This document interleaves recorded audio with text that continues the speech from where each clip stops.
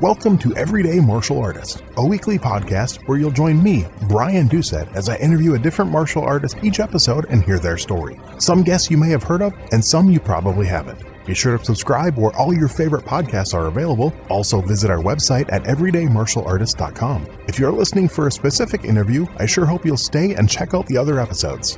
A very special thank you to Topher Williams for our custom theme music. And now, the newest episode of Everyday Martial Artist. Everyday Martial Artist is brought to you by KOOnline.com for all your martial arts needs. Sparring and safety gear, rank belts, uniforms, weapons, patches, and more. Wholesale supplies made by martial artists for martial artists. Visit us today at ko-online.com. Hello and welcome to Everyday Martial Artist. I'm your host, Brian Doucette, and as we do every week, we're joined by a brand new guest talking about their life and journey throughout the world of martial arts and other stuff they're involved in. My guest today has been involved in martial arts for over 30 years. She's also an author and a keynote speaker. She spent over a decade conducting independent research and development in order to produce the Chi Performance Method for golf, sports, and other arts. Her method is used by elite sports athletes and performers to give them the edge over their competitors by helping them to quiet the mind, relax the nervous system, and control the adrenaline. She works primarily with golfers, but also coaches athletes from swimming, tennis, triathlon, extreme and endurance sports, plus performers from the world of dance and music. Please welcome my guest today, Jayne Storey. How are you doing today, Jayne? Hello, Brian. What a great introduction. Thank you. Well, thank you. I appreciate that. And I appreciate the time. I know I think the last 2-3 months, I've interviewed a lot of people from overseas, from the U.S., and it's always a challenge getting that time difference and working it out, and I'm glad we were able to make this work. Yeah, well, it's just coming into like mid-afternoon here on Saturday in the UK, and I'm in Farnham, which is about 30 miles south of London. Nice. Yeah. My daughter, that's one of her dream spots to visit is London in the UK. She's in the last year or two, she's become a huge Beatles fan. So she wants to go visit Strawberry Fields and Abbey Road and all these places. So fantastic. We'll see if that works or not, but it would be a fun place to visit. So yeah, for sure. I just bought a Beatles Abbey Road T-shirt at the local record shop here. Nice. Yeah, very good. She just bought her first Beatles vinyl about 2 weeks ago. We were at a record store and they had a Beatles one for a decent price. So, yeah, me too. So that's cool. Yeah. All right. Well, what we like to do and how we kick off the show is I want to go back to the very beginning. I want to find out where that first interest, kind of how your martial arts journey started and where that first spark came from. Okay, great question. And I think it's quite interesting. I don't think people are attracted to martial arts on an ordinary level. Mm-hmm. I'm not quite sure how I want to say this, but for me, it was something deeper that attracted me to Tai Chi. It wasn't because I wanted to be, kick-ass kung fu chick. It was because I was interested in the silence and the stillness.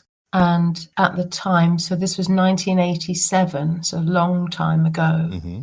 I remember reading in the back of a London magazine called Time Out magazine about a Tai Chi class in the East End of London. And what I wanted from it was for it to give me a center, to help me be centered. Because at the time I was in my early 20s. I was very nervous, quite self-conscious, very shy, very introverted. Mm-hmm. And I couldn't really find myself. And I was drawn to Tai Chi because I thought it would help me be centered. So, people come to the martial arts for a number of reasons, but my reason was that it wasn't on a surface level. It was something very deep that drew me to it. Mm-hmm. Wow. And you said you're in your 20s. So before that, no interest at all, no real exposure to it, like as a kid or anything? Yes. Well, my late father loved judo. Oh, cool. And he'd spent time at the local judo centre where I grew up in Chertsey, which is a small town in Surrey. And then my dad, he would tell me about going to the judo centre in London, and he met with one of the Japanese masters who picked my father. All the practitioners were kneeling around the mat, and the Japanese master asked my father to come onto the mat with him, and they sparred. And I think it was just a wonderful, pure experience for my dad. And if I can explain that a little bit more, I remember sitting after my mother had been gone for quite some time, so I used to go obviously and see my dad a lot. And we were watching. Is it White Heat? There's an amazing film with Jimmy Cagney. That sounds familiar. Yeah. Yeah, because so. Jimmy Cagney was a judo man. Yes. And there's a scene in this film, I'm pretty sure it's White Heat. Isn't it the one at the end when he says, "Look, Ma, top of the world," and the whole thing blows up? I think that's a film. But sounds I was watching Jimmy Cagney with my dad, and he performs, is it Taitoshi or some amazing hip throw? And it was perfect, the way he stepped in, the way he drew his opponent in, the way he turned his body and threw his opponent. And it's like a moment of perfection, perfect movement. So I think I've always been attracted to that since I was a young teenager. Okay. Yeah. And now in my life, trying to use martial arts principles for athletes, because I'm so fascinated by what is it that helps somebody deliver the perfect backhand, the perfect golf swing, the perfect turn underwater in the middle of a freestyle race. So this goes way back, yeah.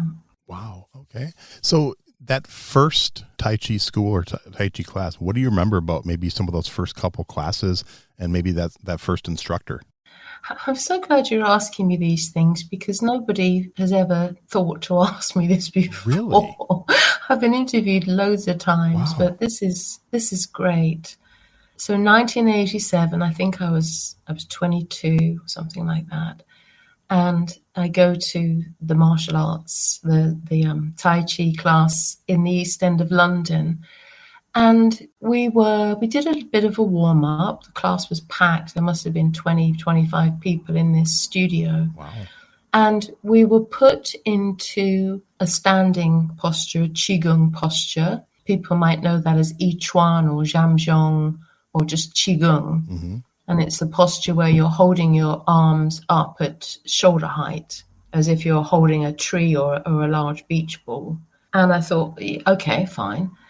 And that was all right for 2 minutes. And then we were standing there, and then it was 5 minutes, and it was 10 minutes, and it was 20 minutes. I was like, oh, my God. And I think the instructor left the room. He might have even gone and got a coffee or something. It disappeared, did his shopping, came back. Wow. And we were all still standing there. And I remember when he came back, he started talking to us about energy and connecting to the ground while at the same time connecting to the heavens with the head, imagining the head is suspended from above and then being positioned, midway in the Dantian or Hara Center. So that was one impression I got from the class.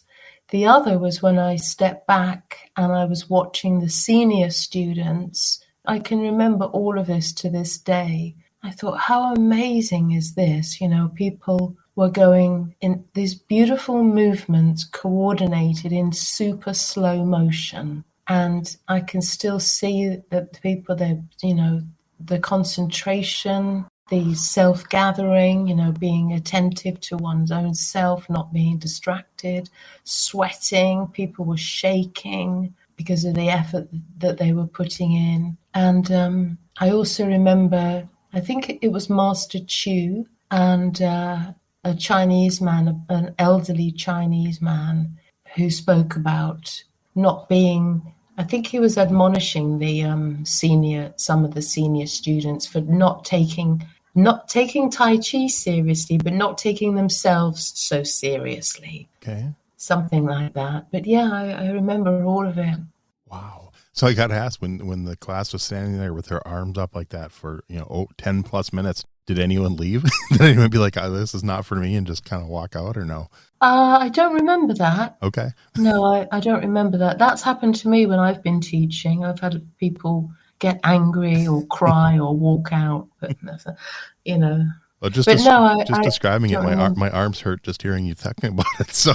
Oh, really? Yeah. Wow. And we've done that, like in my Taekwondo class, we've done it holding bricks out in front of us for like 2-3 minutes and stuff. So yeah, I definitely get that. Cool. Now, you mentioned teaching. So what drew you to the teaching side of martial arts? Well, after I'd been practicing for about 10 years, at the time I was kicking around with some other young women who were into the healing arts. So I had a bunch of friends who were into spiritual healing and crystal therapy and all this kind of stuff. And they said, "Oh, show us some of your Tai Chi." And there were a few of them. I think there might have been half a dozen of them. And nobody's living room was big enough, for that. Mm-hmm. So I hired a hall at a local town from the council, and we just started like that. Oh, wow. And I realized that I was learning such a lot by teaching. Mm-hmm. Because when you teach, you really have to pay attention to what you're doing and really know what you're doing. Yes. So I guess I was invited to teach by some friends, and it carried on from there. Nice. Was it just you guys getting together as friends, or did you actually ever open an official school?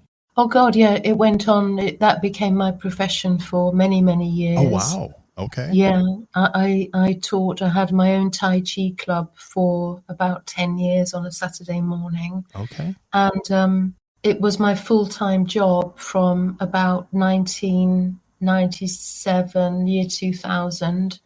Yeah, it was my full-time job for at least 10 or more years. Wow. Yes, I taught at health centres, leisure centres. I took it into the corporate world. I took it into the NHS, the National Health Service, for health and well-being and stress management. Yeah, I taught everywhere. Yeah. Think back to maybe that very first time you got together with your friends and taught. Through all those years, what do you think changed the most about your teaching style over that time? I think at the beginning, everybody tries to give too much. I think when you begin teaching, we talk too much. We try to tell too much, say too much. And I guess I backed off more and more over the years and maybe allowed people to find their own way and giving minimal but very precise instruction. Maybe that's a difference. Mm-hmm. Okay. I admit I'm definitely not an expert on Tai Chi. I know a little bit about it, but does Tai Chi have competition? And if so, is that something, did you ever get involved in the competition side of that? No, not really. I think it does have a competitive side. Okay. And my one of my masters, he would compete, and he traveled to China a lot. And yes, I think he competed, but no, I didn't. It was purely for my own self that I trained. I wasn't interested in competing or fighting necessarily. Okay. I think it was more the aesthetics of Tai Chi. Nice. Yeah. So in your opinion, I know one thing for me, at least just 40 years in the martial arts, a lot of conversations with people about different styles. In my opinion, there's a lot of misconceptions about Tai Chi. For me, one of the biggest ones is, there's so many people it's not a real martial art. It wouldn't actually work for self-defense. What are some of the misconceptions you've seen about Tai Chi and maybe your answer to those? Well, I think it's not offensive. So it's not about attacking. Mm-hmm. It's about defending. And I guess the Japanese equivalent would be Aikido. So it's about redirecting the opponent's force or using their force against them. So it's not really about going after somebody. It's about deflecting, neutralizing an opponent's intentions to harm you. But I think Tai Chi is more easily understood if it's taken in conjunction with the other two internal martial arts, because it's a soft style or internal art. Mm-hmm. And there are three of them, Tai Chi, Xingyi, and Bagua. And the three of them together, I think, produce something that's really perfect. I mean, Bruce Lee said all martial arts have their limitations, right? Which is why he ended up putting Wing Chun, mm-hmm. boxing, Muhammad Ali style boxing, and fencing, why he put those three together for his Jeet Kune Do. Yep. And if somebody wants to learn, I'm sure your listeners know all about this, but if somebody does want to see the difference between Xingyi and Bagua, there's a great film with Jet Li called The One. Great movie. And the good guy is doing Bagua, which is where you're moving circular. The forms are circular. So you walk in a circle. And I think the bad guy that he also plays is doing Singi, which is very linear, very direct, forward, attacking motion. So Tai Chi is the third of those three internal arts, which, as I said, is more about neutralizing and deflecting energy. Have you studied all three of those arts? I studied Singi to quite a degree, 5 elements and 12 animals style. And I've done the first couple of forms of Bagua. Okay. Yeah, it's all beautiful stuff. Have you delved into any other martial arts at all over your career? Yes, I have, but I just like to tell you, I mean, I was so fascinated with Singi at one point. So 5 elements and 12 animals. And I remember it took me 2 years to learn the first form, which is the dragon form. Wow. And at that time, I had a VHS video and I would play like 3 or 4 minutes of the VHS video and then run outside into the garden and try to practice what I'd seen and go back and put the video on. And it took me about 2 years. Yes, fantastic stuff. Absolutely fantastic. Yes, I've practiced some Wing Chun, Sulim Tao. I've done, regular boxing with a punch bag and shadow boxing and chain punching and all this stuff. And a little bit of Jeet Kune Do. Nice. And the most recent martial art I've done is Kalari Payat, which is the Indian martial art. Oh, cool. Which I have to say it's beautiful. If something deadly can be beautiful. Yeah, I think it can be. Yeah. That's cool. And have you done any or dabbled at all in any weapons or weapons-based martial arts? Oh, yes. I used to do sword. Okay. Tai Chi double-edged sword form, yeah. Nice. Yeah. So how did martial arts lead to what you are doing now for your career?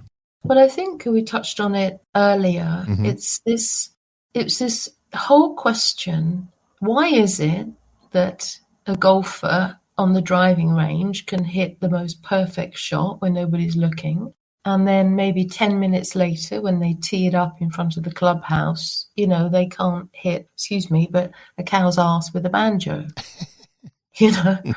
Why is that? Why is it that if a tennis player is ahead in a match, their shots come off, fluid, effortless, but when they have to get that ball back, even if there's an open court at the other end, even if their opponent has slipped and can't, has no chance of getting to the ball, when that pressure's on, that ball will go into the net. So what is that all about? And I've spent the last 20 years working that out and using what I've learned from the martial arts and also meditation to try to help athletes solve that question for themselves. And when did you decide to write your first book, and what kind of led to that? Oh, God, it was such a long time ago. I think I had the ideas in 2008. I started sketching it out in 2011, and I wrote it and rewrote it and rewrote it. And my first book is called Breathe Golf, and it's the missing link to a winning performance. And that came out in 2019, but it took me about 7 years to write it. Wow. Yeah. And then, so you've written, is it 3 books that I'm seeing? I've written 3 books, yes. Okay. And Breathe Golf, Connected Golf, and the Athlete's Ascent? Yes, that's right. Is that the newest one, the Athlete's Ascent? It is, yes. What's that one about? The Athlete's Ascent? Mm-hmm. Well, it offers my methodology to athletes from all sports. So it opens the practice for tennis, skiing, swimming, basketball, whereas the first 2 books, Breathe Golf and Connected Golf, obviously are just for golfers. Mm-hmm. So what do you think, what type of benefits do you think a martial artist would get from that book, The Athlete's Ascent? I guess there's no end to the amount of study that we can do. Mm-hmm. And sometimes if we hear something from a different teacher, we understand. Sometimes we have to hear something 100 times, don't we, until our practice matches what we're hearing. True. And then we understand. I've had a number of golfers who've read Breathe Golf 6 times, 8 times. Wow. And a lot, but reading it without having had a meditation practice, it will make a certain amount of sense. Mm-hmm. And then after a year of meditation, it makes more sense. After 7 years of meditation, it makes more sense. Okay. So, yeah, I'm sure people can get something from it. Nice. And I also read that you do keynote speaking. What if someone were to sit in on one of your keynote speeches, what kind of stuff would they hear? Well, that's all going through a bit of a revolution at the moment, because this might be the same for your listeners, but the more we practice, there's some kind of transformation and self-evolution that goes on, I would say. So my understanding of the things I've already written and spoken about, they're always changing, because first of all, I believe everybody approaches things with the mind. And then as you learn to be quiet and you learn to be still, and the analytical mind has less of a hold, we start to understand things from somewhere deeper. So what I wish to speak about now, and I speak for anybody from a sports team, a corporation, maybe a music orchestra, it's all about opening to the flow state. So you know about the flow state, I'm sure. Yes. And sometimes people interchange that with the zone, being in the zone. But I think all the research that's been done about the flow state over the past 50 years has all been from a psychological perspective. It's all written by psychologists. And I don't think anybody who's had a lifelong meditation practice has written very much about the zone or the flow state. And if they try, it seems to get subsumed into the whole psychology thing. So my work really is about helping people to quieten the mind, just to be quiet and still, and to open themselves to receive the flow state rather than having a sense of going after it or wanting to achieve something. Nice. I like that. And I read also, not just athletes, but artists. So is that like painters, singers, all types of artists? It's mostly, the thing that I'm most interested in myself is movement, complex movement. Like dancers? Yes. Okay. Yeah. And this mysterious flow state, which many, many people have talked of as mystical, otherworldly, spiritual, maybe like a kind of grace that descends on the performer. It's something that renders complex movement effortless and sublime. Okay. And if we approach that same complex movement, whether it's dancing or tennis or golf, if we try to perform the perfect movement because we know all about this stuff and we think we're such a great athlete, then it just doesn't come off. Right. So any plans for a 4th book? Yeah, but I'm not ready. I'm not ready in myself yet. I do have some ideas about it. Okay. But it's quite nice not to write, because I've been writing for, since 2011. Oh, wow. And since 2011, almost every day. So I'm having a break. That's nice. I know I literally just started working on a first book a couple weeks ago. So, and I'm already ready for a break. So I get that. Right. I get that. Yeah. So what can people get out of your website? Is it chi-performance.com? chi-performance.com. And that's also going through a bit of an overhaul. So that will all be new in a couple of weeks. I think your episode's going to come out the end of October. So maybe by the time this comes out, it'll all be updated. Oh, yes. So, okay. Yeah. So if it's going to be the end of October, there will be a golf program. So I've put together 20 years of archival material. Wow. Interviews, ebooks, audio programs, video courses. I've packaged that all together And I've also written a performance practice guide for golf and sport. And I should explain what the performance practice is, if you'd like to ask me. Go ahead, definitely. So as martial artists or as meditators, I think we're very used to training every day. I certainly trained, I still do, almost daily, either seated meditation or some other practice. And in sports, most people are practicing technique and they might be interested in the mental game. But if they look at the martial arts approach, they discover that when you train your mind, you're also training your body. When you train your breathing, awareness of breathing, you're quietening the mind. When you stand still in Jamjong or Qigong, you're training the body, but you're also training the breathing and quietening the mind.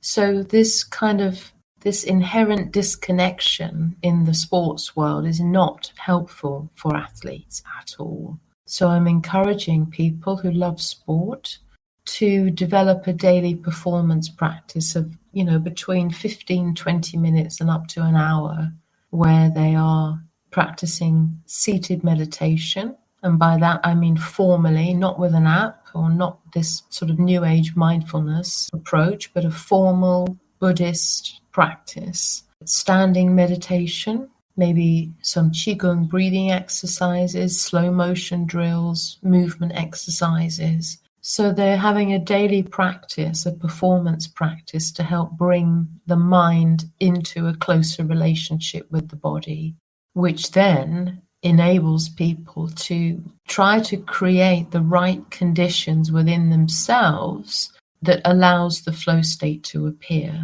When they're standing over the ball, when they're poolside, about to dive into the water, about to go through their routine on the gymnastics floor mat, instead of being nervous, overthinking, trying too hard, that they approach that as a swordsman would, a swords person, or a warrior, or a martial artist, or a samurai. Right. It's missing from sport. It really is. That is cool. I know, and I'm glad you mentioned the app, because I was actually going to ask about that when you started talking about meditation, because I know that's the in thing now, is using meditation apps, and it sounds like you're not really a fan of those. Yeah, so I'm not really a fan of those. Okay. Not in any way. No way. Okay. I mean, sometimes people, it's an introduction for people. Yeah. But you have to do the work yourself. No, I get that. That makes sense. And I'm, as a 40-year martial artist, that's probably one of my weakest points is the meditation. I've learned some through different martial arts I've done, but it's just, I know I should do it more, and I need to motivate myself to do that. That's another reason I love talking to people about this. It gets me remotivated to, you need to start doing this. You need to start doing this. And so, that's really good to talk about. Because really, it all comes down to the quality of stillness determines the quality of movement. The Tai Chi masters told us that stillness is the master of motion, but nobody in sport is training that. Nobody in sport really understands that or acknowledges that. Even though some of the greatest athletes, like, let's say, Tiger Woods, when he was asked about what was he thinking before some of his best shots, he'd say nothing. And the same with Roger Federer. What were you thinking about before that? That fantastic backhand that won you the Wimbledon title. You say nothing. But people mistake that empty mind. They mistake that nothing. It actually takes quite a lot of effort and a lot of training to quieten the mind. I'm glad you mentioned Federer. I'm a big Federer fan. I love tennis. Yeah, me too. I love all sport. Do you have a favorite martial arts philosophy? Is there one philosophy that's like at the top of your list? You keep coming back to it. I think it must be that stillness is the master of motion. Nice. I like that. Yeah. Yes. A lot of my practice these days is about stillness and about inner quietude. Okay. Yeah.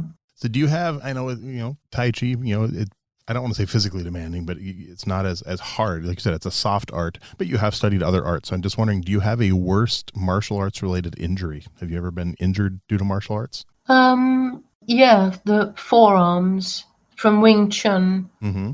when you're doing sort of two-person exercises and you're cracking your forearm bone against somebody else's forearm. That was pretty horrible, yeah. Nice. I know I had that once in Taekwondo. I was blocking someone's punch and fractured my wrist.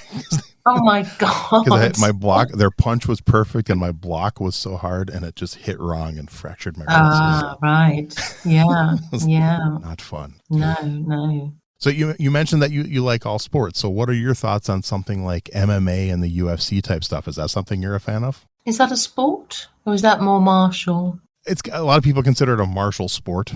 I guess. A martial sport. Okay. Yeah, I've heard it referred to that a lot. Professional it's okay. MMA. I got some friends and guys that I know who are really into it, but no, it doesn't float my boat so much these days, I'm afraid. Okay, I get that. Yeah. I get that. I've got friends who've done cage fighting. Oh, really? Okay. Yeah. They frighten the life out of me just walking up the path to the house, because they've got this aura about them. Yeah. It's a different breed, that's for sure. Yeah. I used to judge MMA. Did you? Yeah, I judged about 1,000 fights over a little over a decade-long period. Yeah, well, I live with my friend, a guy I've known since I was a teenager, and I broke up with a partner years ago. I lived with my best friend, and he was really into MMA, so we had to watch everything. I watched everything because he was watching it. So, yeah. I think the ground, when it comes to the ground, it's the guys who are good on the ground that would win, because you can be great on your feet, but if you're on the floor and you don't know what to do or get out of it, then you can be in serious trouble. Yeah, cross training is important. You gotta be able to do ground and feet, or ground and on your feet. So I get that. Yeah. So one thing I forgot to ask you. So in your keynotes and your speaking, I'm assuming that involves a little bit of travel. What's the furthest you've got to travel to speak? I've been invited to Greece. Wow. To speak over there. Yeah. To Athens. But mostly it's been around the UK, often up sort of Manchester way or up in the north of England. Scarborough, Yorkshire, those areas. Okay. I've been to Germany. I've been to France teaching. I've been to Ireland teaching. Wow. Yeah. Ever been to the U.S.? I've been to the US, but on holiday. Okay. Yeah. What part? I've been to California. Nice. Yeah. I've been to Florida. Nice. So the two sides, yeah. Okay. Yeah. I lived in California for a year, and my son lived in Florida for 2 years. So I've been to both of those areas. So yeah. Nice. All right, I have some fun questions that we use to wrap up the show. Now, I talked a little bit about MMA. So let's say you had this crazy idea and you decided you were going to step into the cage. What would your walk-up music be? What song is playing as you're walking into the cage? Oh my goodness. I don't know. What came into my mind was Tina Turner, Simply the Best. I've no idea why. I like that. No one's ever picked. No one's picked that one before. Oh, really? No, I like it. I mean, like a lot of people say Eye of the Tiger or the theme from Rocky. Oh, right. Stuff, but yeah. It's not going to be Debussy or anything like that. It's got to be something with a bit of oomph, hasn't it? Yeah. There you go. Yeah. I know. Like I said, when I used to judge, I saw one guy that used Phil Collins, In the Air Tonight. Oh. One person used a Johnny Cash song. I mean, it's, quite a wide range of music that, people see doing that. Well, I'll go with Tina. I like that. That's cool. Yeah.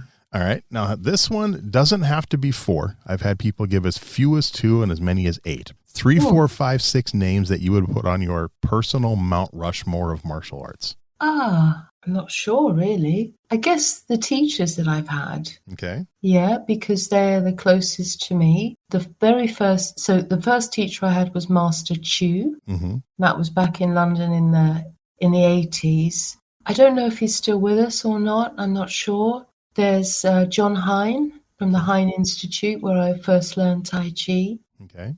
And Kevin Bryant, who was my teacher in more recent years. And he studied he's a disciple of Mary Yang, who is the granddaughter of Yang Chen-fu. Wow. And I'd have to say Bruce Lee.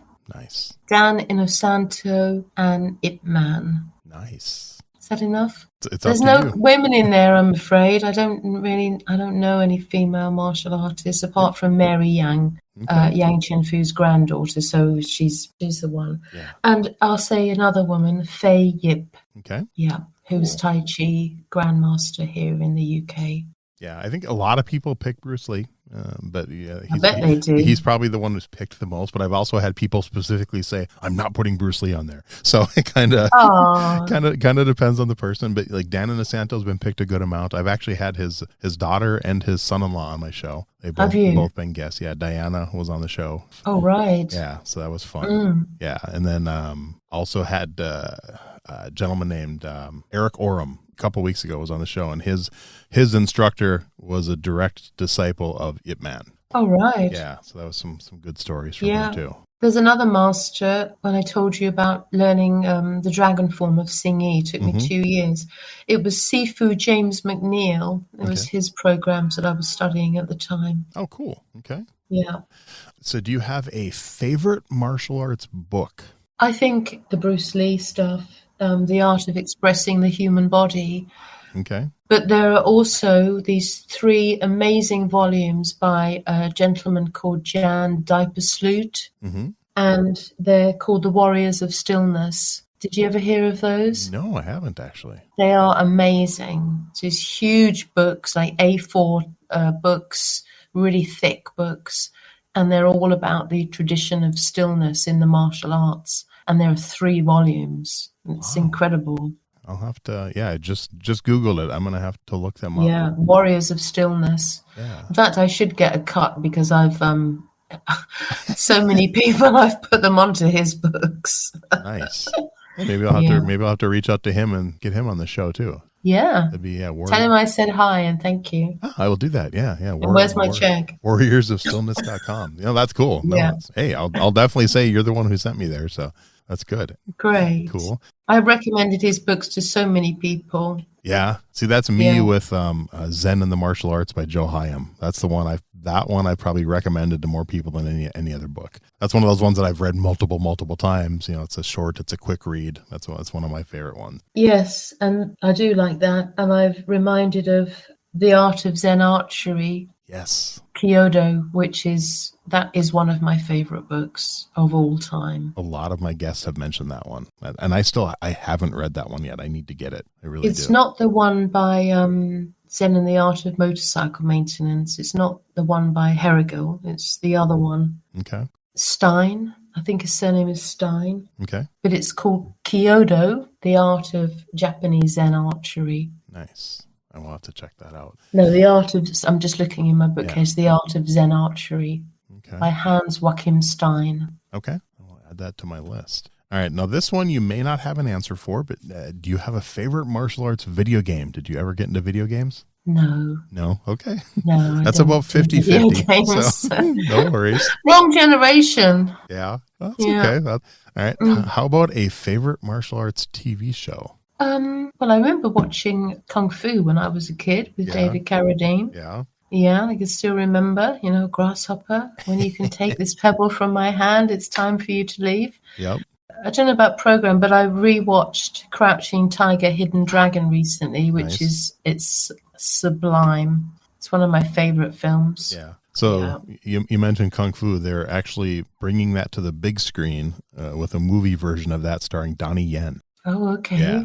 Right. Did he play Ip Man? Yeah, correct. Yeah. So he's going to be very good. Well, that will be excellent. Yeah, I'm excited about that. Yeah. And then this one, I think you just answered, but favorite martial arts movie. So I'm assuming Crouching Tiger, Hidden Dragon. Yeah, I think which is the one with? Is it called 12 Samurai or I can't remember.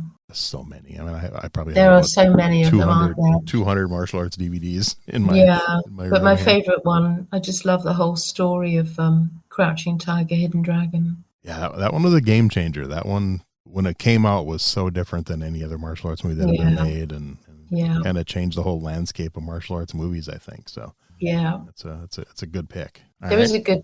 I do like a scene in Kill Bill, though. The sword fight between Uma Thurman and Lucy Liu. Is it? Yep. The snow. Nice. That might be your answer to my next question. Okay. Well, it might be. So this one sounds like I've got the questions in front of me. Yeah. So this one, now it doesn't necessarily have to be a martial arts movie though. Any movie you've ever seen, favorite movie fight scene? I don't know. Can't think. I'll come back to that. Can I come back to that one? Yeah, you can. I mean, Well, I know. I've thought of something. Okay. It's The Matrix. Oh, okay. And it's on the train station with, I think it's is it the first or the second film with Neo and Agent Smith? Okay. And in fact, any of those fight scenes are amazing. Nice. Yeah, a lot of people pick The Matrix. That's very popular, popular pick. So cool. And the Ip Man, all the fight scenes in the Ip Man film are incredible. That's why I like this question. I get so many different answers. You can go on and on, yeah. I've had people go all the way back to like Earl Flynn, playing Robin Hood, and people that pick Star Wars movies and superhero movies. And I like the Errol Flynn where he cuts the candle and his opponent thinks nothing's happened. And he's gone straight through the candle. Yeah. Yep. I even had one person pick the sword fight scene in The Princess Bride. So. Oh, okay. Yep. Yeah. Like I said, anything goes. It's okay. It's kind of cool. Wow. Yeah. One of my favorites is from the Matt Damon Bourne Identity movie. With the scene when he's sleeping on the park bench and the two officers wake him up. Yeah, that's brilliant. Yeah, that's just so fast and so powerful. Yeah. It's like, that was cool. He's so convincing. He's so committed, isn't he? Yeah, that was good. That was really good. Yeah. And a lot of people have also picked the fight scene in Sherlock Holmes with Robert Downey Jr. Oh, okay. Where he like stops time and tells the audience what he's going to do, and then they show it in real time. And yeah. And actually, the guest I was talking about, Eric Oram, who's Robert Downey Jr.'s instructor, he choreographed that scene. So right. We talked about that a couple weeks ago on the show, and it was really cool to hear the inside take on how they did that and stuff. So. Fantastic. I'll have to go back and watch that film again. Yeah, it's fun. It's a good movie. Yeah. But before I let you go, is there anything I forgot to ask you or we haven't chatted about that you want to make sure we get out there? Well, I think you mentioned about Tai Chi before. I mean, some people think it's a grandma's martial art. Yep. But I always remember somebody told me a long time ago, it's not the martial art, it's the intention of the person using it. Right. So it can be any martial art, can't it? Yes. It's about the intent behind the movement. I like that. Yeah. So have you seen that movie Man of Tai Chi with Keanu Reeves? Yes, I have. So what are your thoughts on that as a Tai Chi practitioner? What are your thoughts on that movie? Well, I think he's always very good. He's very committed. He's obviously does proper training. Yeah.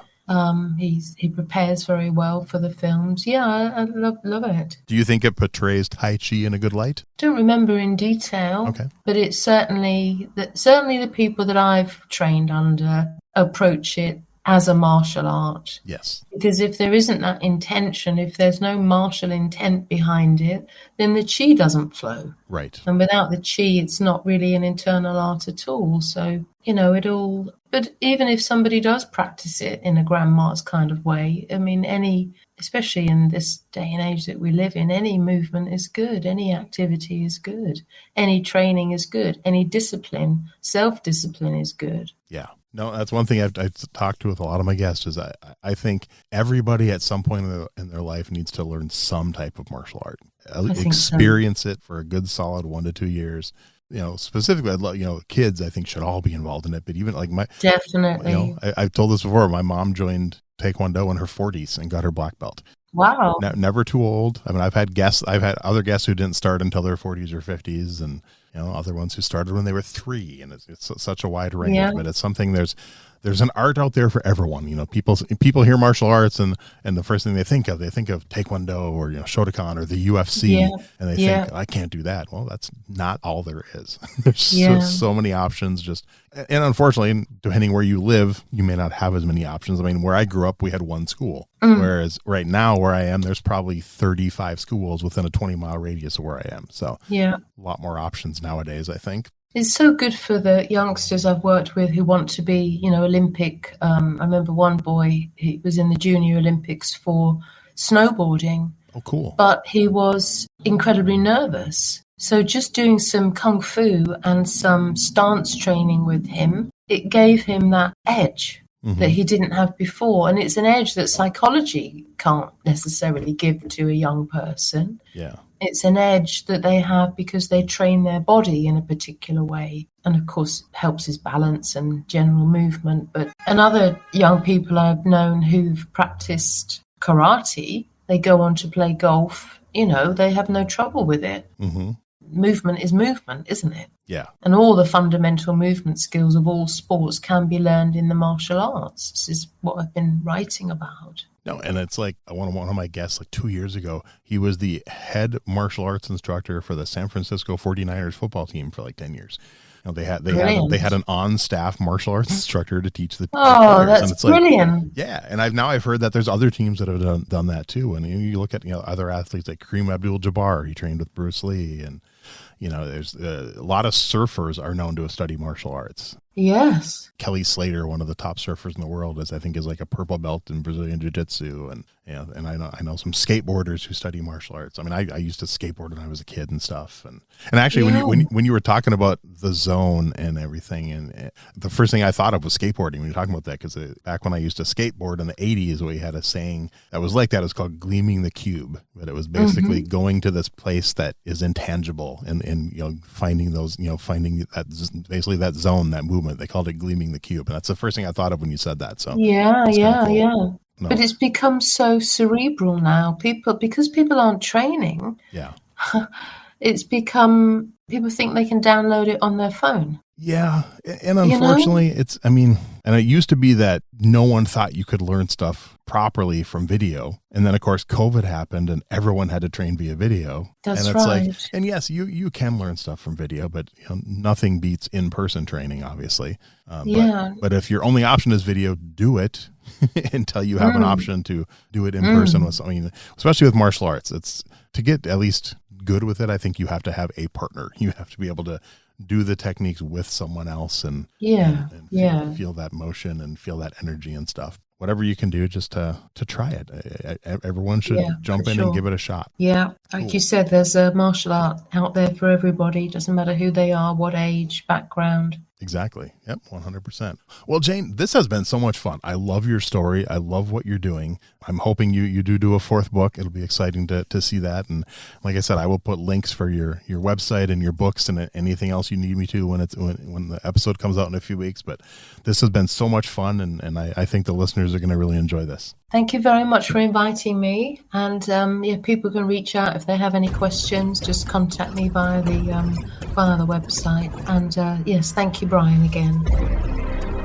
Thanks for listening to Everyday Martial Artist. We hope you will join us every week for a brand new episode with a different martial artist telling their story. If you enjoy the show, be sure to leave us a review. Also, be sure to check out our website at everydaymartialartist.com. There you can find all of our episodes and contact us to suggest guests and ask questions. Again, thanks for listening to Everyday Martial Artist, and we'll see you next week.